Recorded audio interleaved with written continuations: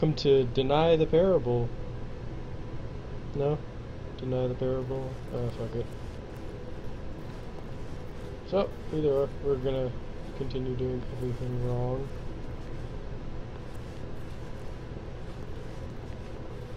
But Stanley just couldn't do it.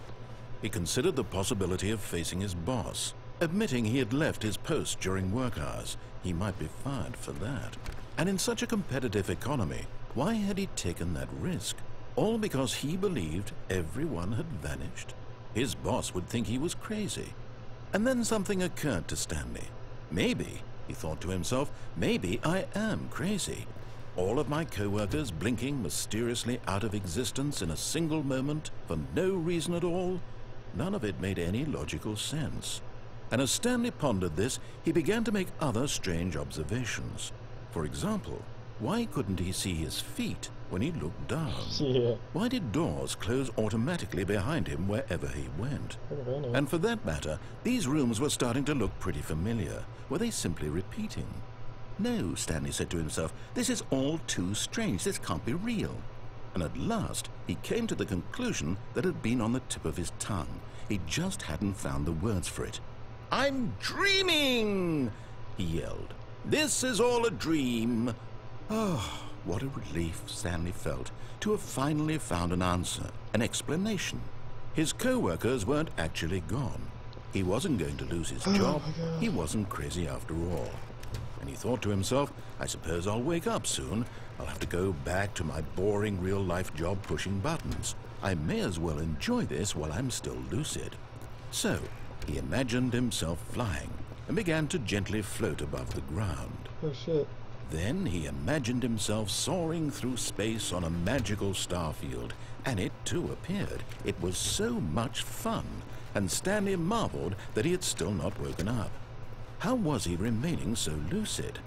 And then perhaps the strangest question of them all entered Stanley's head. One he was amazed he hadn't asked himself sooner. Why is there a voice in my head dictating everything that I'm doing and thinking? Now the voice was describing itself being considered by Stanley, who found it particularly strange. I'm dreaming about a voice describing me, thinking about how it's describing my thoughts, he thought. And while he thought it all very odd and wondered if this voice spoke to all people in their dreams, the truth was that, of course, this was not a dream. How could it be? Was Stanley simply deceiving himself, believing that if he's asleep he doesn't have to take responsibility for himself? Stanley is as awake right now as he's ever been in his life. Now, hearing the voice speak these words was quite a shock to Stanley. After all, he knew for certain, beyond a doubt, that this was in fact a dream. Did the voice not see him float and make the magical stars just a moment ago? How else would the voice explain all that? This voice was a part of himself too. Surely, if he could just... He would prove it. He would prove that he was in control, that this was a dream. So he closed his eyes gently, and he invited himself to wake up. He felt the cool weight of the blanket on his skin, the press of the mattress on his back, the fresh air of a world outside this one. Let me wake up, he thought to himself. I'm through with this dream. I wish it to be over. Let me go back to my job. Let me continue pushing the buttons. Please, it's all I want. No! I want my apartment, and my wife, and my job. All I want is my life exactly the way it's always been. My life is normal. I am normal. Everything will be fine. I am okay. What? Ha! Stanley began screaming. Please, someone, wake me up. My name is Stanley. I have a boss. I have an office. I am real. Please, just someone tell me I am real. I must be real. I must be. Can anyone hear my voice? Who am I? Who am I? And everything went black. Oh.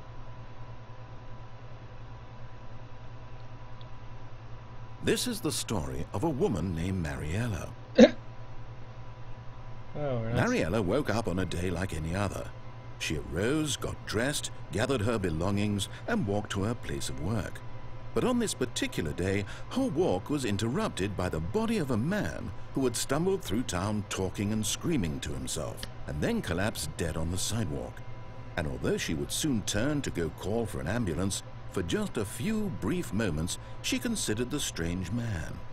He was obviously crazy, this much she knew. Everyone knows what crazy people look like. And in that moment, she thought to herself how lucky she was to be normal. I am sane. I am in control of my mind. I know what is real and what isn't. It was comforting to think this, and in a certain way, seeing this man made her feel better. But then she remembered the meeting she had scheduled for that day, the very important people whose impressions of her would affect her career, and by extension, the rest of her life. She had no time for this, so it was only a moment that she stood there, staring down at the body.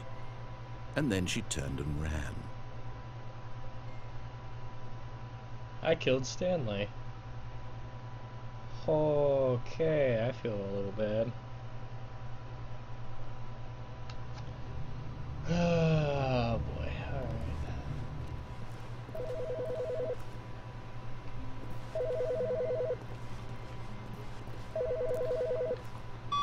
Hi Stanley, just wanted to leave you a message to let you know there's a few things I need you to pick up on your way home from work today.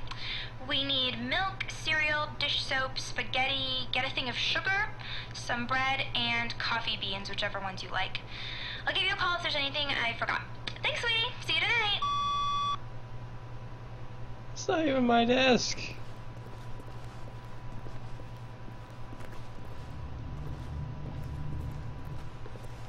What?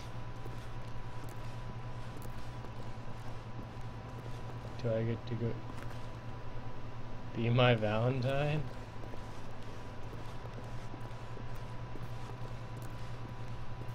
What?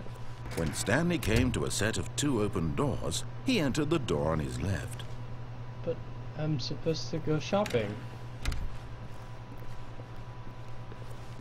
I don't remember the list of things because I didn't write it down or anything. Yet there was not a single person here either. Feeling a wave of disbelief, Stanley decided to go up to his boss's office. Coming to a staircase, Stanley walked upstairs to his boss's office.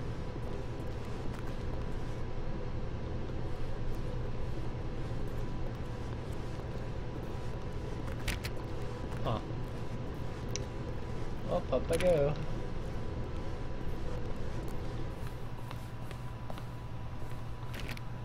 Huh.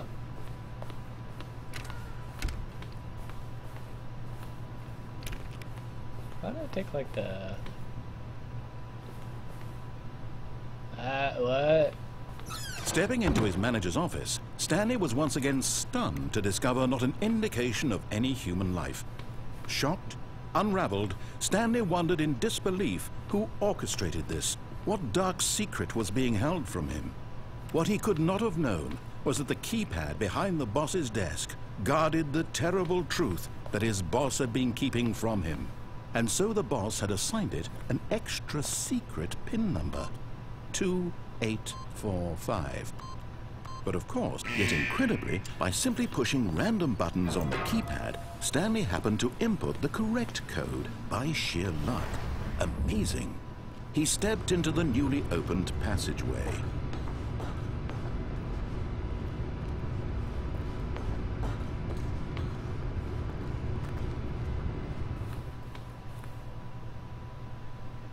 I am the most expensive boss.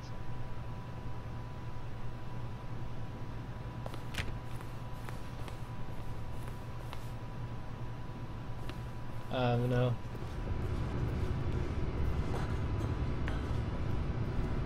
I feel like I'm really on track, but I may not be able to get off track anymore. Ow.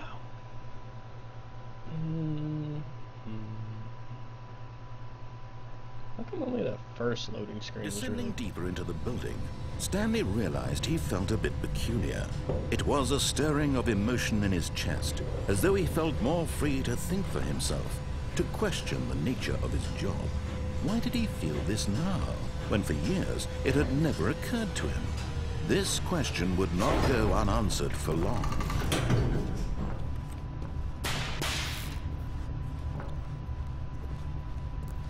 Stanley walked straight ahead through the large door that read Mind Control Facility.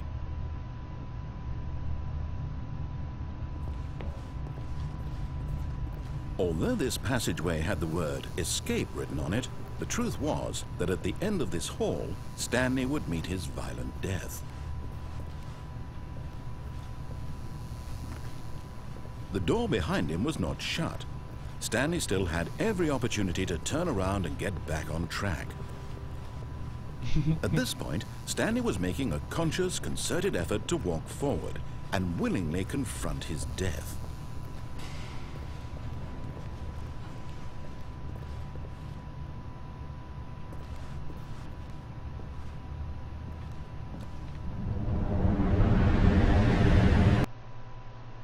Holy balls, it got dark.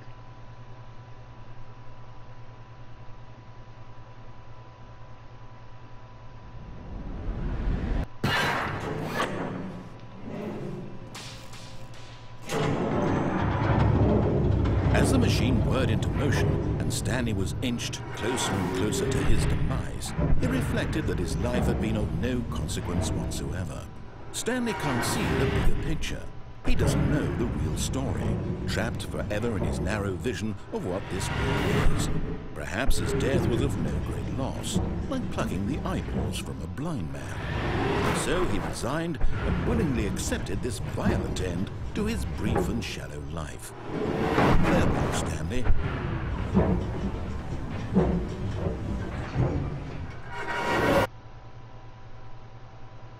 "Farewell, Stanley," cried the narrator, as Stanley was led helplessly into the enormous metal jaws.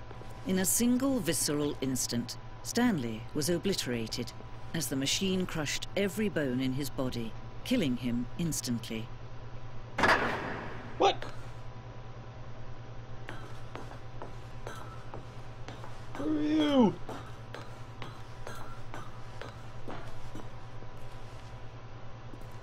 And yet it would be just a few minutes before Stanley would restart the game, back in his office, as alive as ever.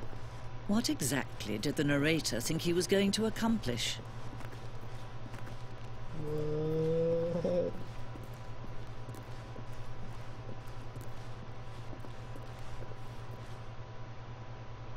What? Huh.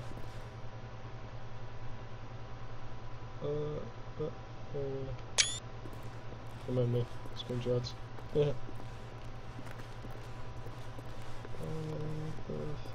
When every path you can walk has been created for you long in advance, death becomes meaningless, making life the same. Do you see now? Do you see that Stanley was already dead from the moment he hit start?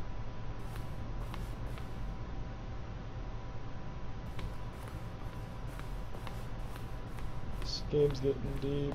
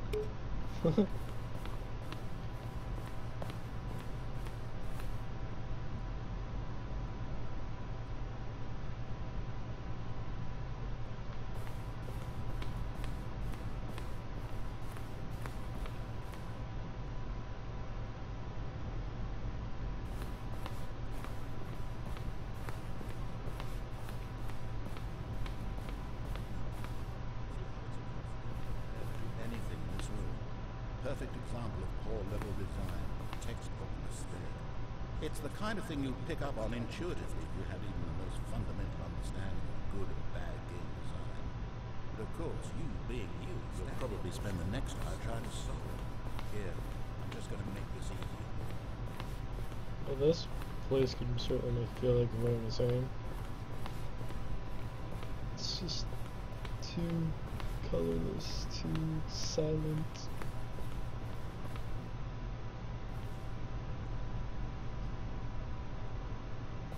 So this is kind of like a gallery. It's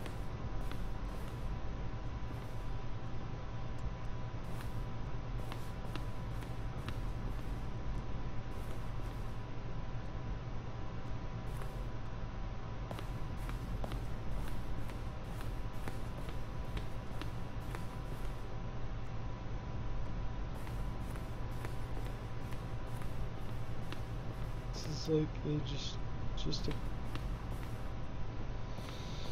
big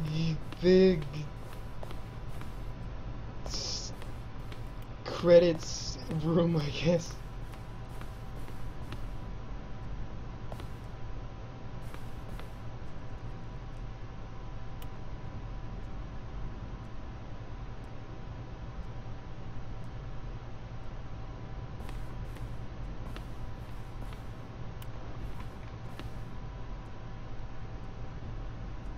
Alright.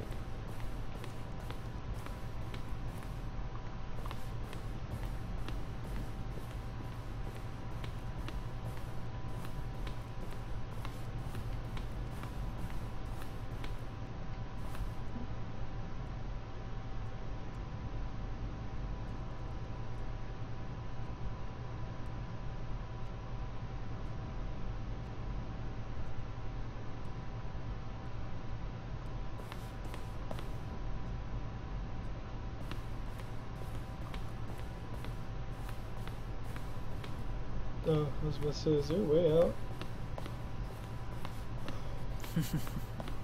Oh, look at these two. How they wish to destroy one another. How they wish to control one another. How they both wish to be free. Excuse me? Screenshot. I guess. I turned it off. Can you see? Can you see how much they need one another? Who? No, perhaps not. Sometimes these things cannot be seen. Not everything is meant to be seen. But listen to me. You can still save these two.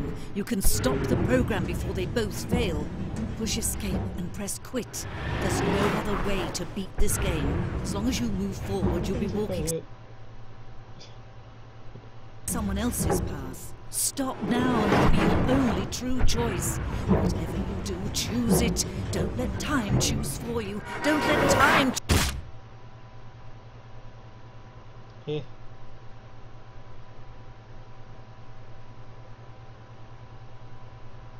It's a dark place we live in. Don't let time choose it for me.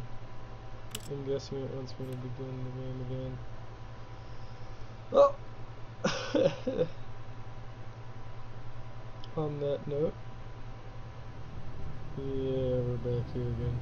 So, thank you guys for watching. I, again, don't know if this is all the, well, clearly it's not all the endings, but, yeah, thank you guys for watching. See you guys in the next part. Later.